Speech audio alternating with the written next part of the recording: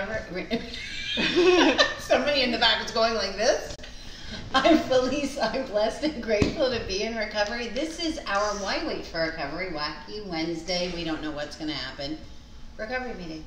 So this is our midweek check-in. It's our you have a piece of hair like right on your eyeball there. Okay. Thank you. You're welcome. So this is when we check in midweek. We have a serious Sunday meeting, and then we kind of touch base and see where we are. And have a not so serious Wednesday evening meeting. So I am a compulsive emotional overeater. I'm also a professional binger and purger.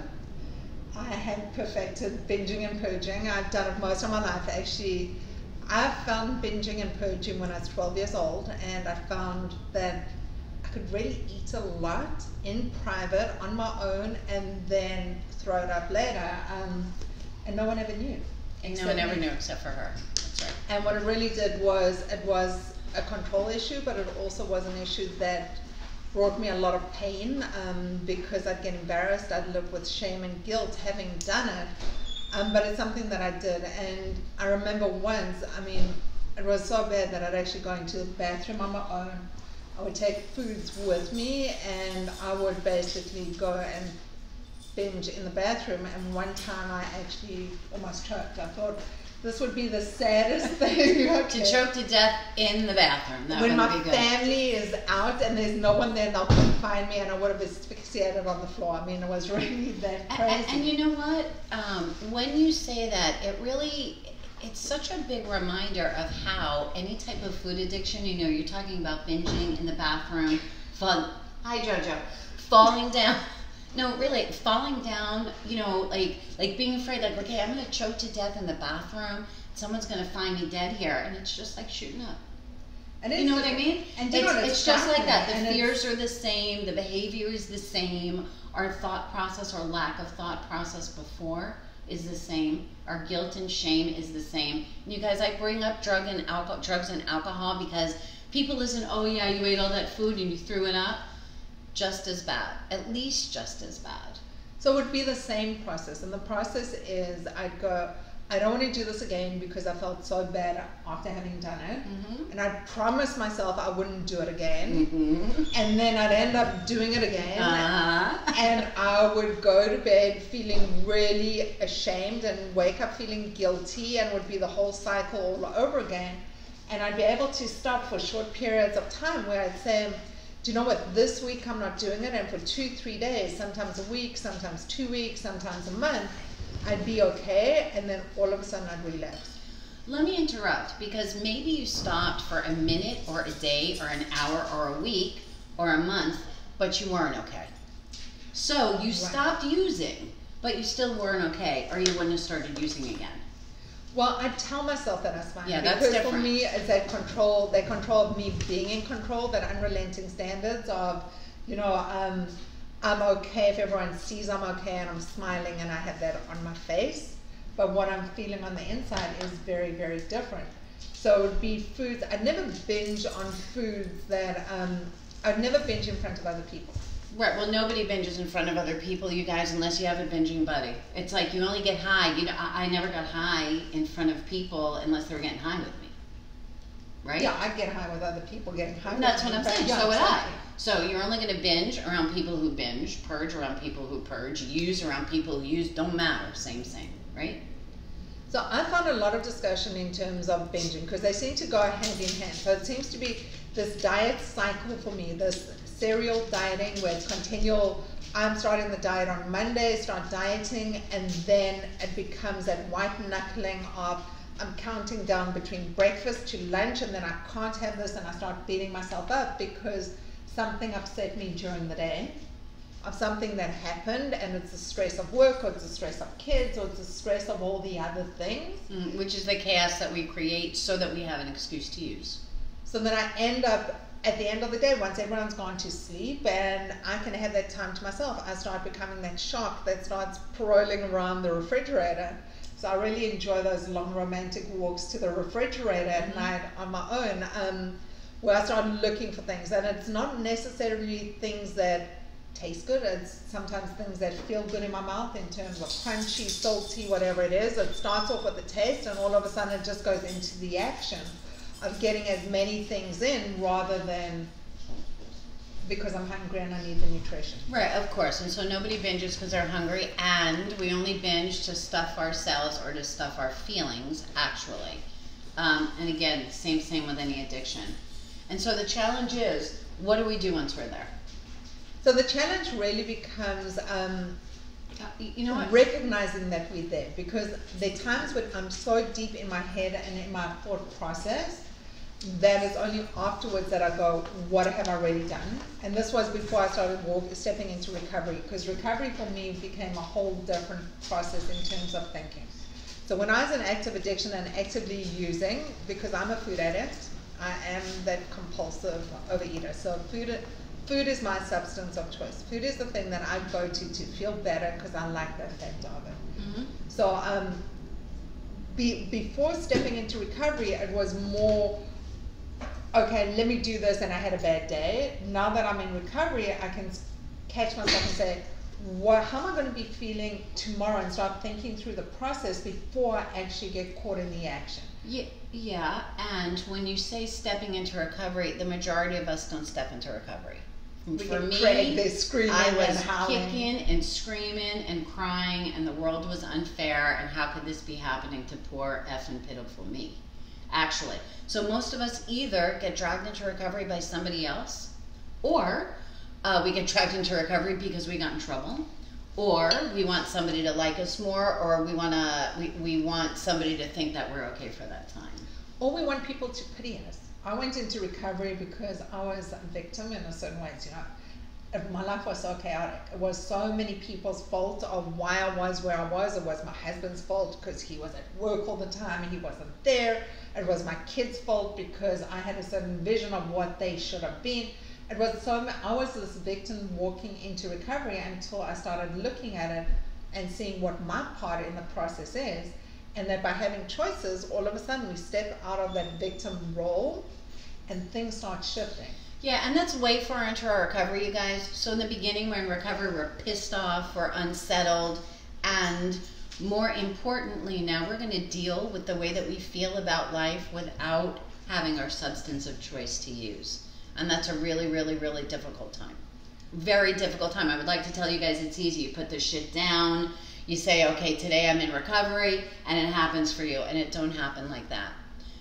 So when we talk about being connected to community, being in some type of recovery community, having a sponsor, having somebody to talk to, having all of that stuff, that's super important, because in the beginning we don't know what our life is supposed to look like or how to live that life with the same feelings that we've had before without our drug of choice, which tonight we're talking about binging. So without being able to fall back on, I'm having a good day or a bad day or a sad day or a happy day or a Tuesday, and I don't have that love of mine, that addiction of mine, binging, you know, I'm not going to binge today. So what the F am I going to do?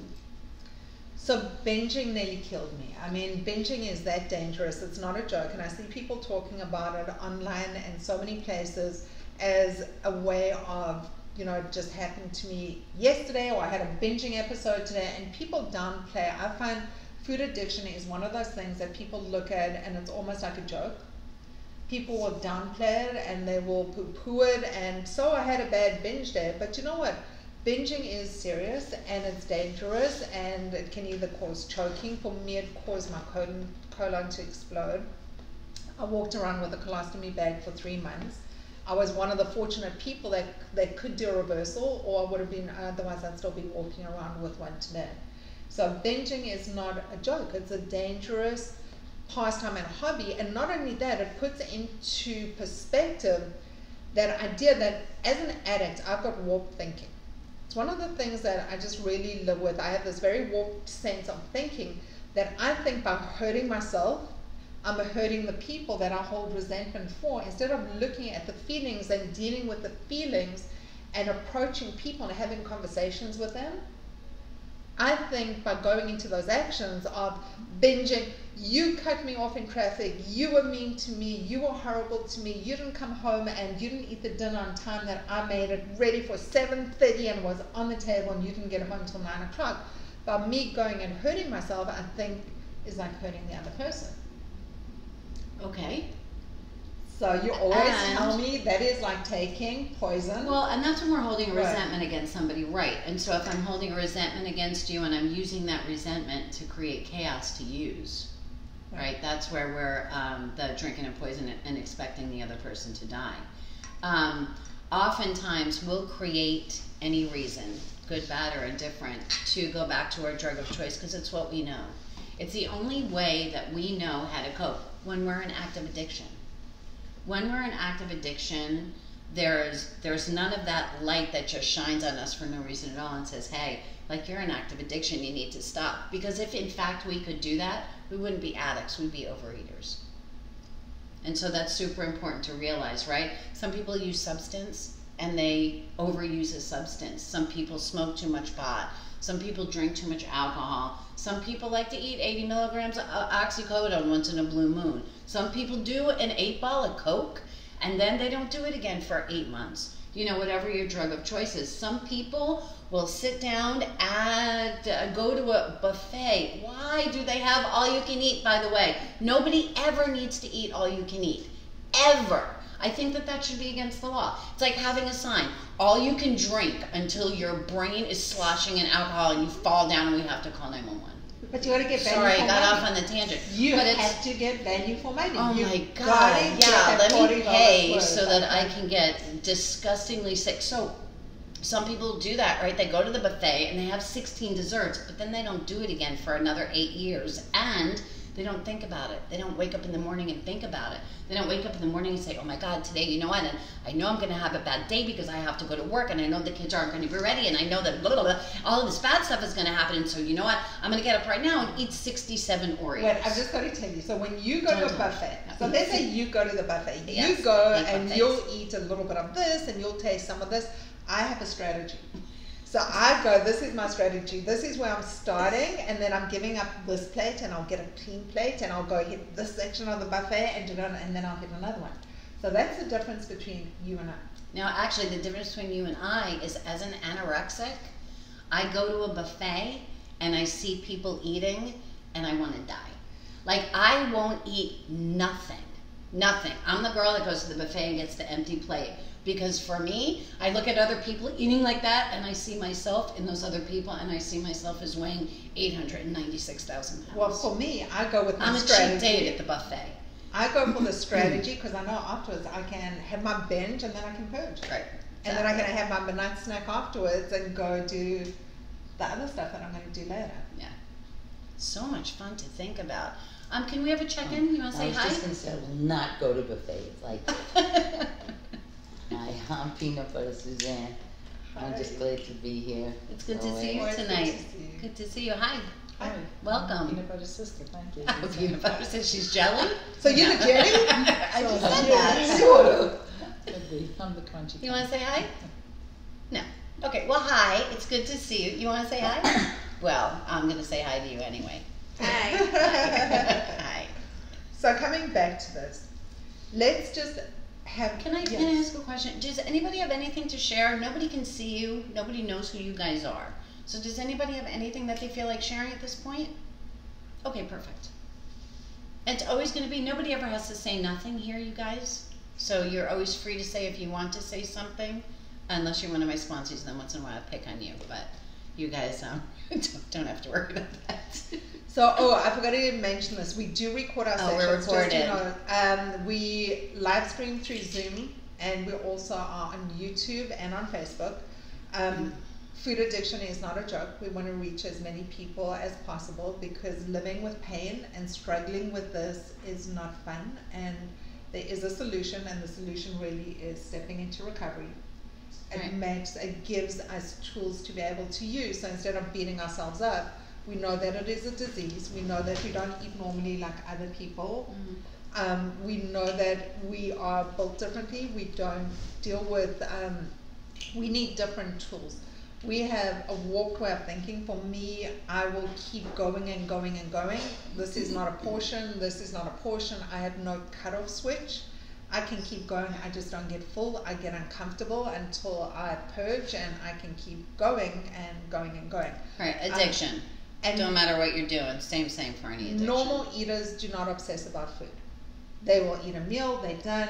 I have that obsession. Part of an addict's brain is that we obsess about it. My substance of choice is food.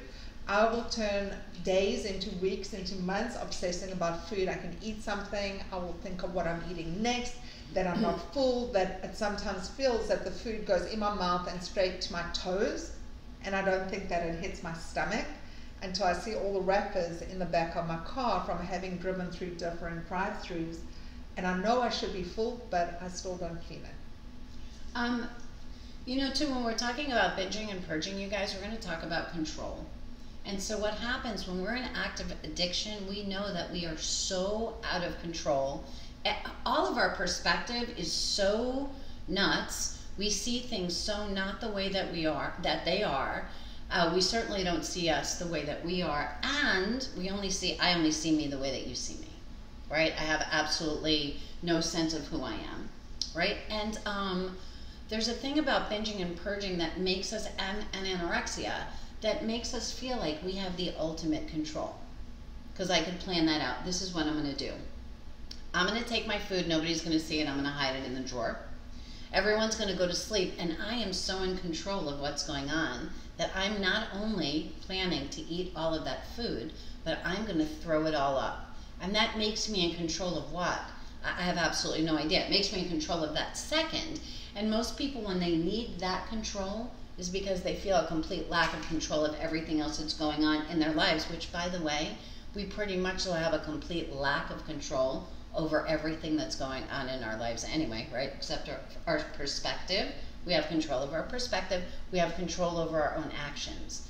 I don't know if it's not really just addicts, because there are a lot of people that are out there that do not accept the things that they can't control.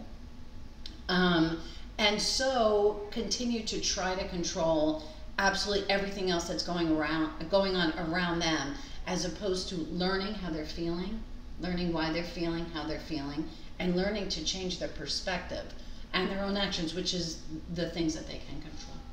So part of that compulsive behavior, because I started noticing certain traits in compulsive behavior in people that have it, is we have really high standards. We have these unrelenting standards of the way things should be, or we think that they should be. For me, it's an ego thing, because, you know, I control everything in my world and my life and my kids and my husband, and my ego is so big that I know what's good for everybody around me.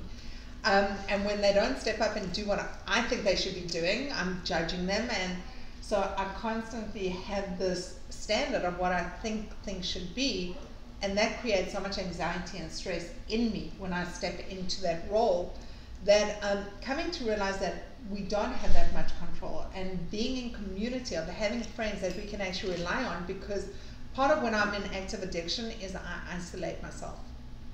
I don't want to talk to anybody. I just want to be a victim, or I want to be in my head, and I want to spend time with me, and I don't want to be in community, because then I can get to use and no one's judging me, or, you know, no one's looking at me in the way that I look at myself. And I'm able to use and abuse myself. But by stepping into community, all of a sudden the world becomes a little bit bigger.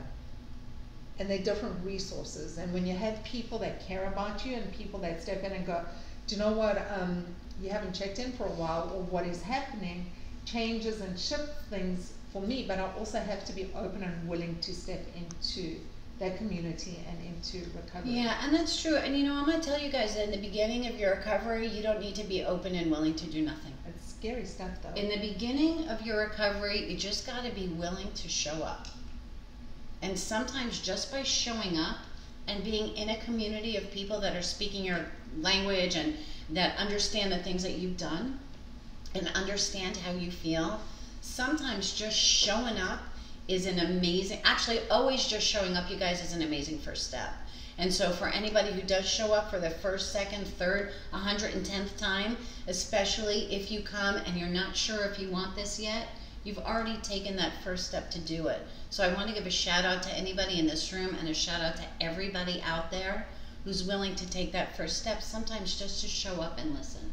Sometimes in the beginning just to show up and say, maybe something can change for me. Maybe they believe that it can change, so maybe it can change, even if I don't believe it yet myself. Because we talk about being in recovery, And a lot of times Haiti and I talk about being in recovery like it's the friggin' easiest thing on the planet to do. I always say, listen, that's all you have to do is show up and do your best to do your best, and that's really, really easy to say and really frickin' hard to do very often. Because right? there are days I don't want to be here.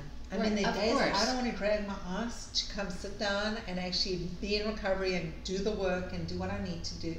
But I can tell you something, after I've sat down here, I feel so much better after I've been to a meeting. It shifts my whole world. Yeah, and people show up, and I'm going to look at you when I say this, so people show up and they're scared, and they think that that makes them different, except for every single person that's ever sat in that chair, including me, including you, including you, including you. We're scared. We're all scared, because no matter, you know, even when we think that we can change to be so much happier and better and have so much more serenity and peace than we have in our life right now, no matter what, change is scary. I can sit in my own shit, and this is the known. It's what I know, and it's what I'm used to. Making that change, even for the better, is scary. Worrying about coming to a place and saying, wow, what do they think about me? Are they judging me? Do they really believe it? Are they really just saying that? Is she really in recovery? Look at her, she's really skinny. I don't believe she ever binged a day in her life. And that other girl, she talks and talks and talks, probably doesn't know anything about recovery. Maybe she never even did a drug in their life. Maybe, did you see the shoes that she was wearing? Like, that's how we show up in the beginning. And sometimes even in the middle. We show up like that because we are scared, and it's okay to be scared, because you being scared don't make you no different than anybody else. So I earned this found seat. their way into recovery. I've earned this seat in this meeting. I mean, She has. I've lost and gained close on 600 pounds. So over the last 44 years. So I really have earned this seat over here. I started off really scared. I mean, we all do. The change is, that unknown is so difficult to comprehend. And as a control freak, I like knowing what I'm getting myself into, because Or thinking that you're knowing, because nobody Right. knows what they're getting themselves into. It's just Right. that facade, that false sense of security that you think, well, if I do this, then it's going to happen. It don't happen like that. Life doesn't happen like that. right, and I'm still fat on the inside. So when people see on the outside, really doesn't reflect what happens on the inside for me. I still have a hard time going and buying clothes, and you walk into my closet, I've got things from a size 4 to a 22 wide. I mean, I really have gone through the full gamut, and I'm scared to give things up, because I know how easy it is for me to show up to be that other person again. It's easy for me to relapse. If I stop working my program, relapse is something that is. So I'm going to tell you guys, for just Easy about thing to everybody do. who stops working a program, I had 7 years clean. You stop working a program, the majority of us are going to relapse. I did, and it effing sucked so bad. So once you get connected to community, stay connected to community. Stay where the people have your back, and they know if you're not okay, so they can talk to you before you get high with whatever that drug of choice is. And when you talk about you earning your seat, and in the beginning, you knew about recovery for a really long time. We were talking about recovery for a long time before you thought that it had anything to do with you, right? I was Anything judging to do recovery. with you. I thought everyone was crazy. Okay, I got into recovery, I thought everyone was nuts. I thought if I abstained from my trigger foods and the foods that made me go crazy and those foods that I craved and those foods I obsessed about, I was in recovery. Nearly a year later, I relapsed. I had one of the worst relapses, and I was absolutely not in recovery. I was just dieting in another way. Yeah, and actually what Haiti thought was that she was going to lose 120 pounds, and that was going to make her happy. So on the outside, she looked absolutely, and looks absolutely amazing. She's adorable, and she's skinny, and it doesn't got nothing to do with the way that she feels inside. So last month when we had that conversation and you were crying, and I said, you look great on the outside. How are you feeling on the inside? Right? And last night when we're having a conversation and I'm Oh, crying yeah. because you don't even need to go back a month. You can just go back 24 hours, okay? Yeah. I still struggle to talk about my feelings. For so many years I stuffed how I felt because it would just seem so much easier and I wasn't worth it, and I put people on a higher pedestal than I actually saw myself. So it was so much easier turning my life around for other people and being that perfect friend and that great daughter and that amazing wife and that fantastic mother. And that's ego, you guys. Ego is what I think your opinion of me is. That's ego. So if I show up and I am the perfect mom, you're the perfect mom, you're the perfect real estate agent, you're the perfect house party person, you dress perfectly, you look perfectly, the dog's perfect, that makes you, because everything looks good on the outside, and she sees that you look great on the outside, and she could say to PB, hey, did you see Haiti, and her house is so beautiful, and she got so thin, and that's how she sees you, or you think she sees you. That's your ego.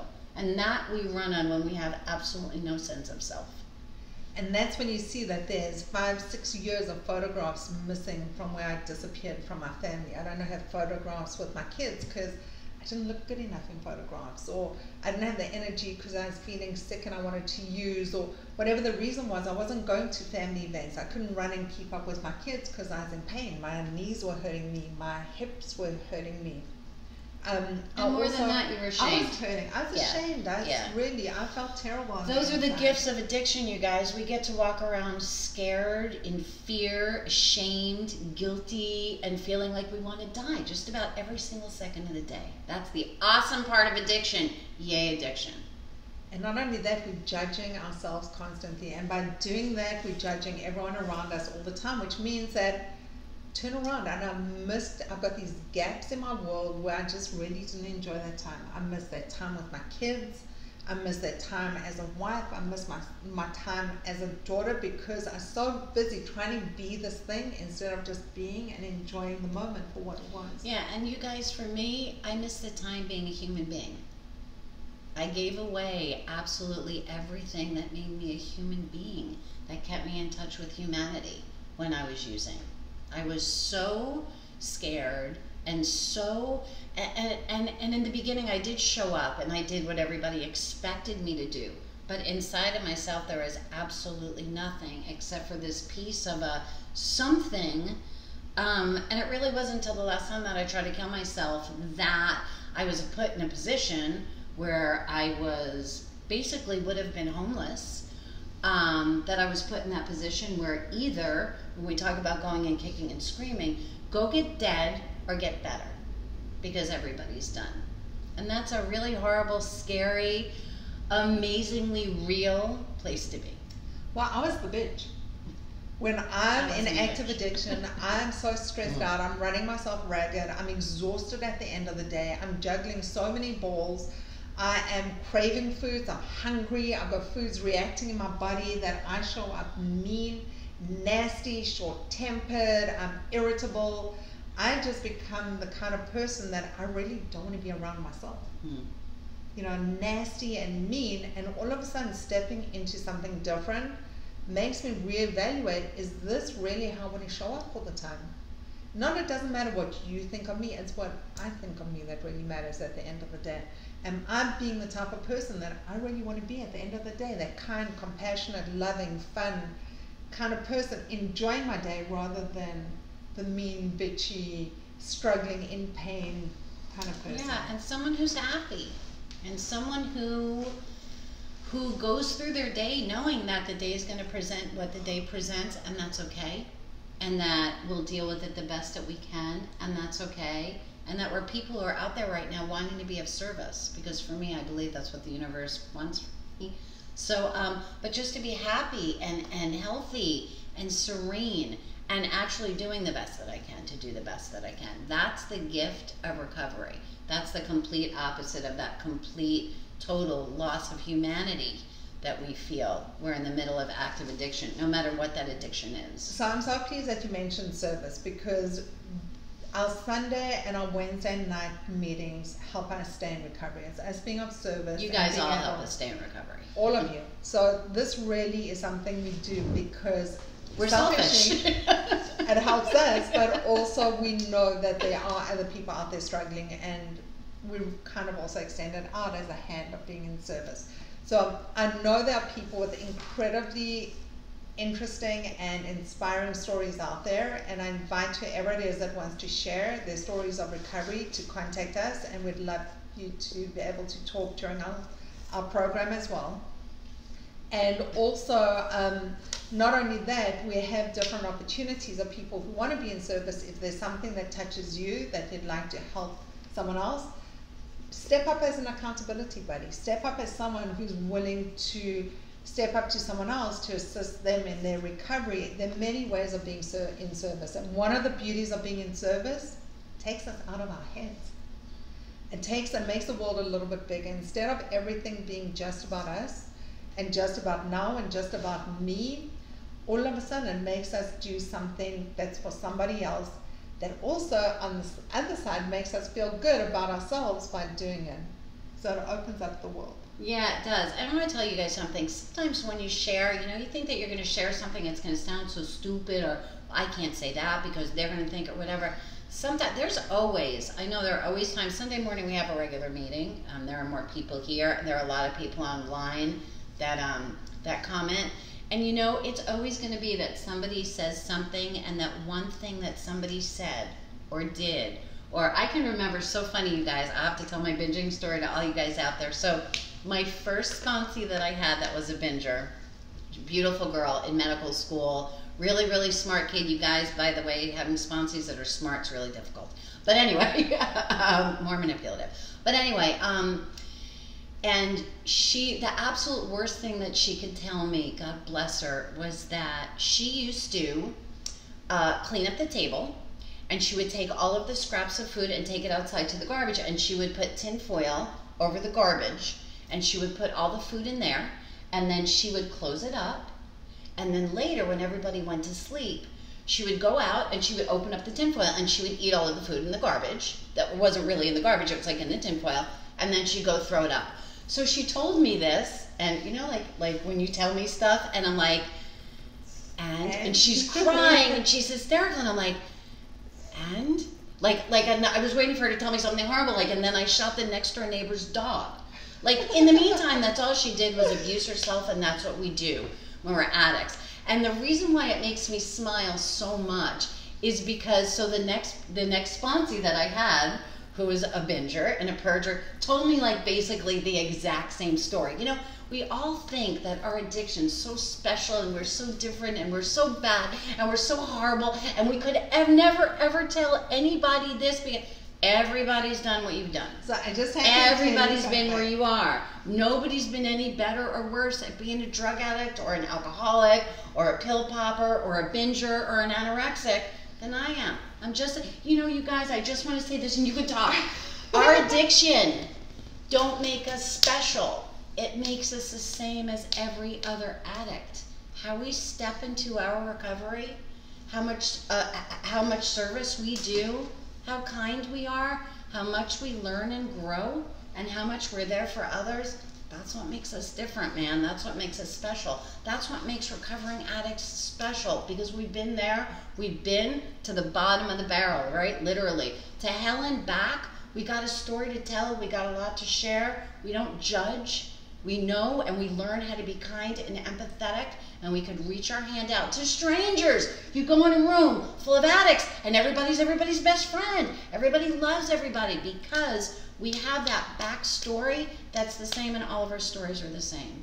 So if you're sitting here thinking there's something that I can't say because somebody's going to judge you, I laugh at her, right? I laugh. It makes you mad, but I laugh at her because I'm like, okay, what else? So one of the things about sharing stories is, well, one of the things that makes us sick really is the secrets that we hold inside. Yeah, that's what keeps us sick. When you hear secrets. people in service, people that are sharing their stories, it's amazing how it triggers things that happened to you or me during the time that, at a certain stage, that was stuff that I felt so guilty about. I was a server all throughout college. I worked, I waitressed all throughout college, made excellent money because I only used to work in really good restaurants, because the food was excellent, and I'd pack up those little takeout bags, like the take-home bags that people left on their plates. No one asked for them. I would take the plates to the back of the kitchen, pack up the boxes, and take it home at the end of the day, because I was eating off other people's plates, and it's kind of like drinking the last sips of everybody's alcohol on the table. Done that too. Awesome, me too. Yeah, so it's amazing. All of a sudden you talk about these stories and things start coming back And there's something about being able to laugh at the stuff that we used to do that takes away that seriousness. Yeah, because really it ain't so serious and it ain't so special. It's just the way that we were. It's just the people, the stuff that made us the people that we are right now, that are these people that are willing to grow and change to learn how to be something better.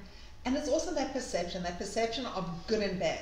You know, that unrelenting standard of, you know, either something's good as a good girl or as a bad girl eating off other people's plates. But you know what?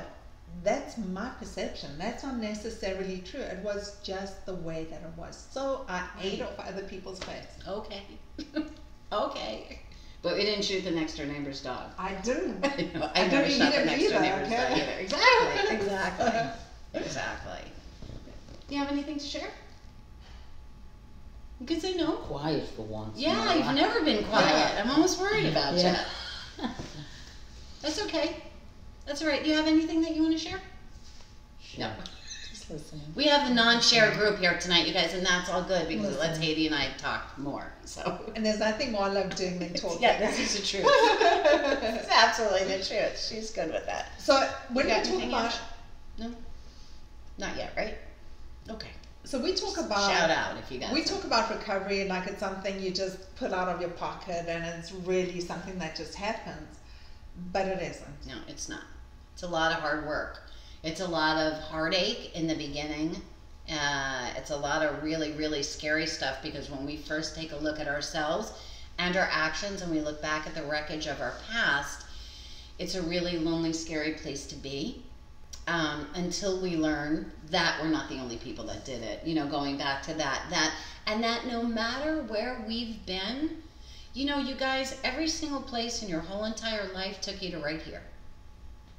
Good, bad, or indifferent, it took you to right here.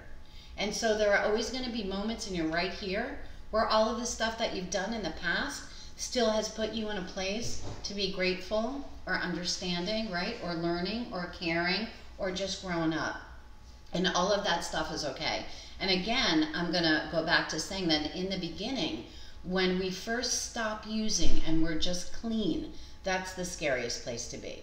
Because then it's like, now what am I going to do? What do I do now? Now, the one thing that I had, now when I'm feeling something, you know, I used to call, Carol, I don't know if you're watching, shout out, I love you, I miss you, Carol, was a therapist of mine.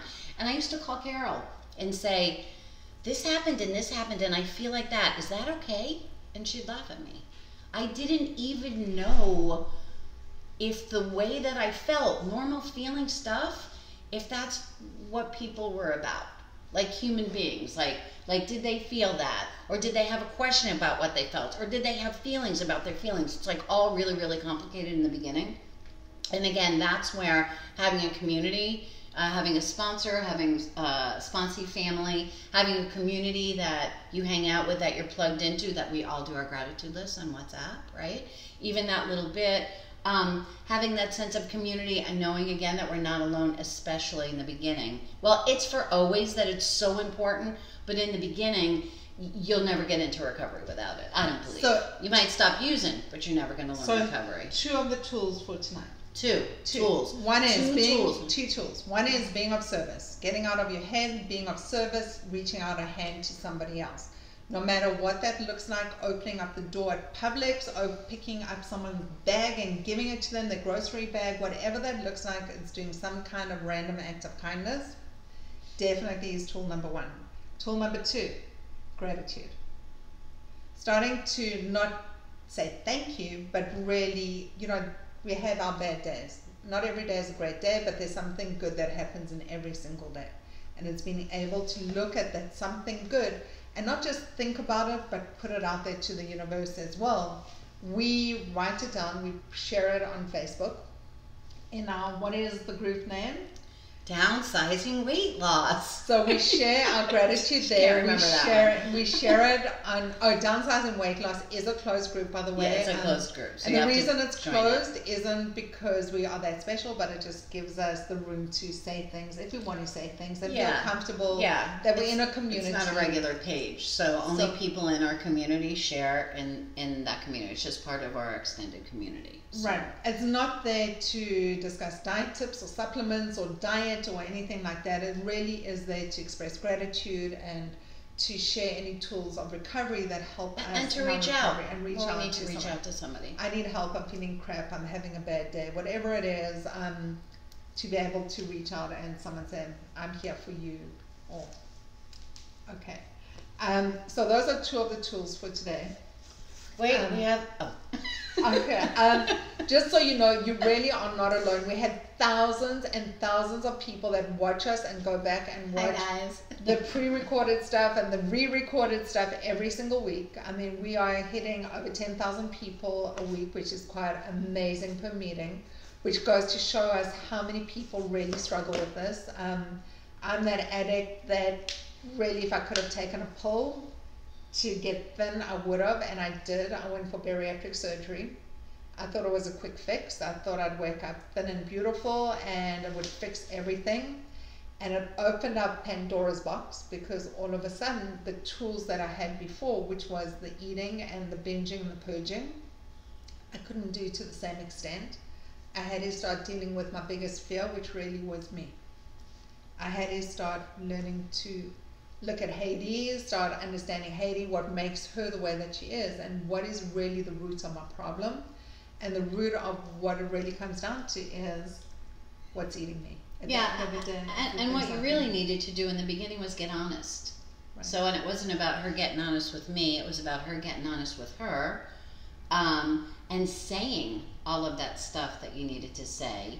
And no matter how petrified you are, we want to talk about how petrified we were to share, that no matter how petrified you are to share, that you get that out, which that just on its own, you know, when we let go of our secrets, and we realize that we're not so horrible, it gives us the opportunity to learn and to grow. And when you say that your biggest fear is yourself, sure it is. You know, you're afraid of anybody, we're afraid of anybody finding out who we are, because we've lived with that ego that I'm only who you think I am. And now I'm going to show you who I really am, and who's going to like me. Who's going to like the person that isn't the perfect doctor, that isn't the perfect niece, that isn't the perfect auntie, that isn't the perfect next door neighbor, that isn't the perfect whatever I'm doing? Who's going to like that person that comes with faults and imperfections, and who's scared and who's lonely and who doesn't understand some stuff? Like, who's gonna want to be around that person? Well, for a long time I lied about the bariatric surgery. I just Yes, wouldn't she answer it. did. Yes, I did. I didn't want to tell anyone I had it.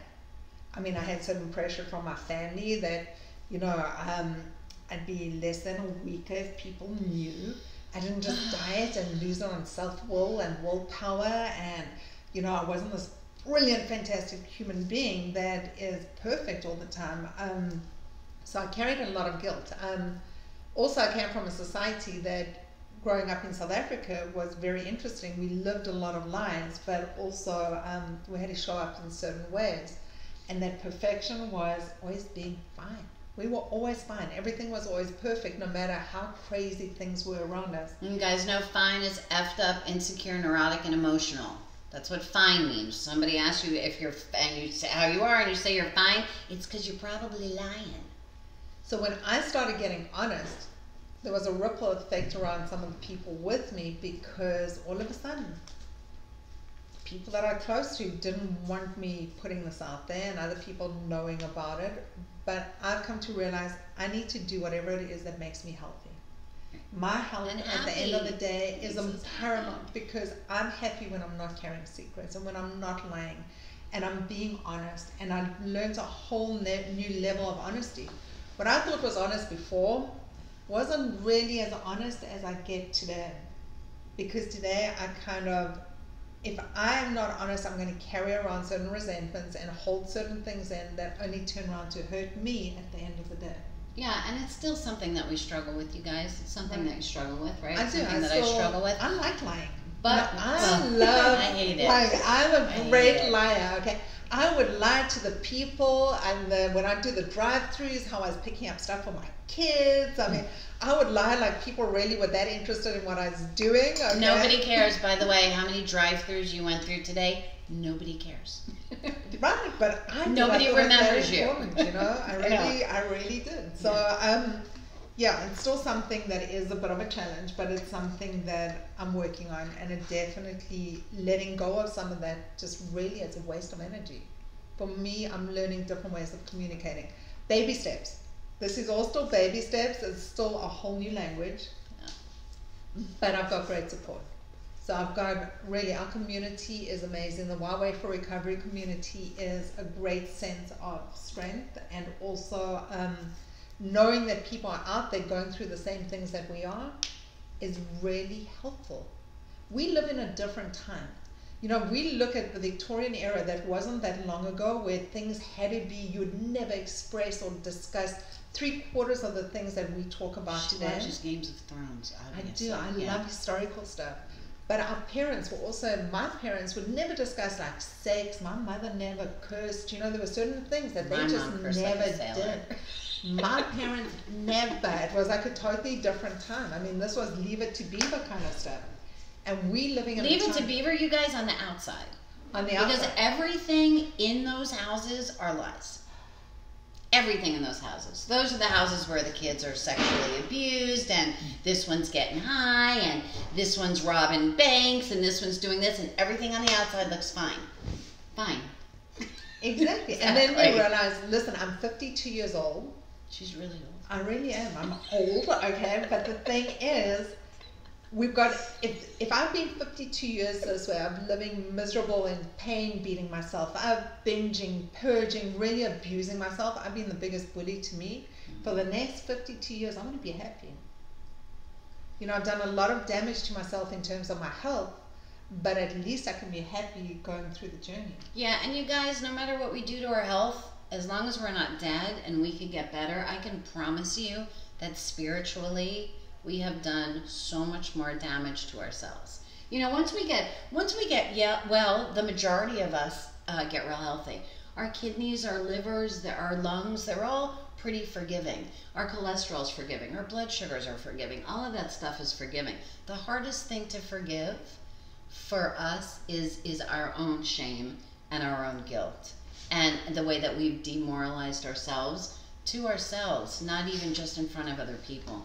And that demoralization that we work through, I think for me, no matter what I did, because I don't want to say I don't care what I did to my body, because I did an awful lot, but still for me it was that demoralization that was, I would have rather cut off my left arm than had to tell somebody I relapsed. I would have been very happy to live with one arm, as long as nobody ever had to know that I relapsed. Well, at one stage I was considering losing 20 pounds and cutting off a leg. That's different.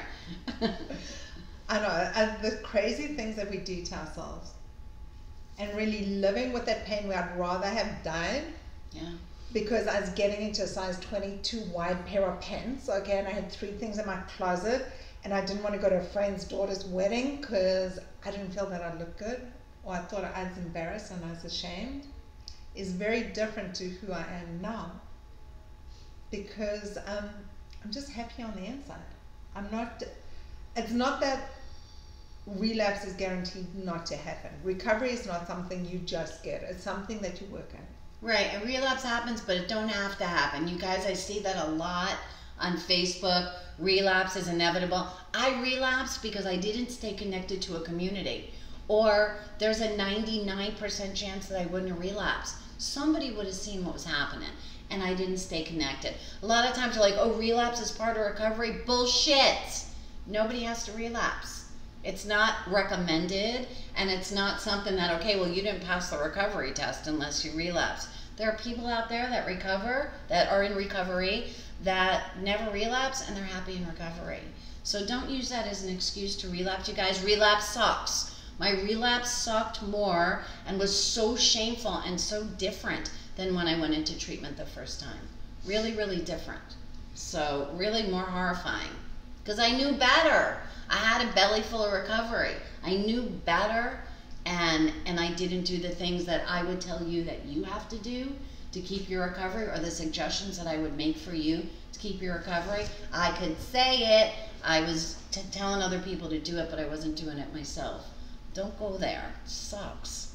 So part of it is, how much are you willing to do for your recovery? that really becomes the bottom line. Like, how much value do you put in yourself that you're willing to actually put in the work to do for your recovery? You know, you guys, in certain circles, they say a grateful addict will never use.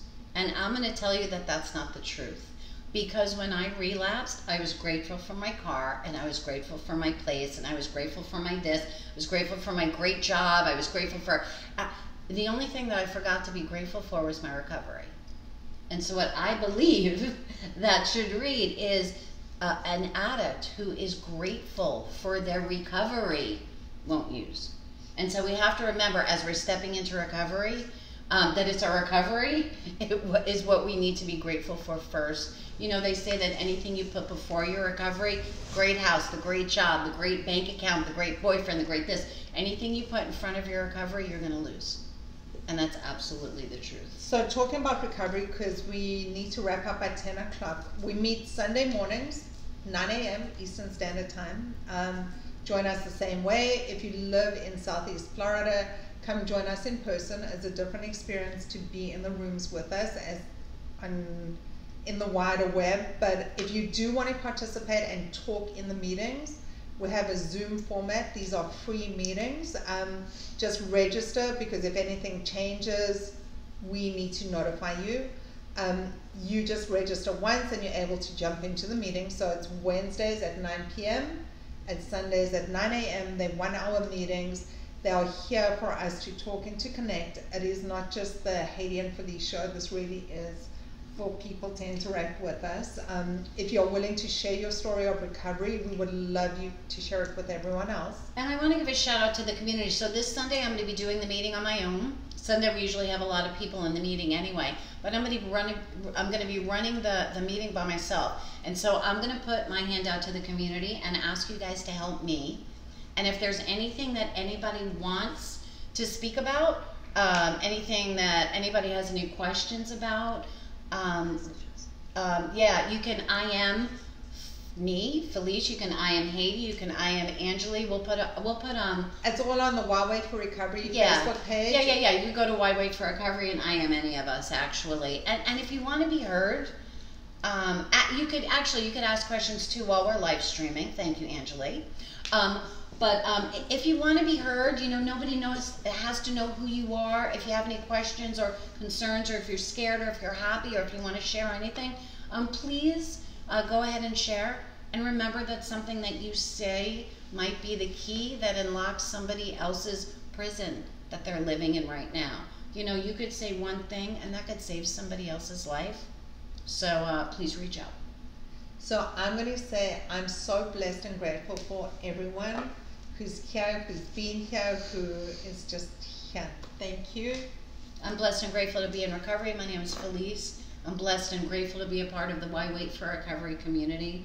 I'm blessed and grateful for every single person that's ever crossed my path in my recovery. I want to thank every single one of you, and we're done. And my name's Haiti, and I'm so blessed to be in recovery. Peace out, you Peace guys. out, everybody. Peace out.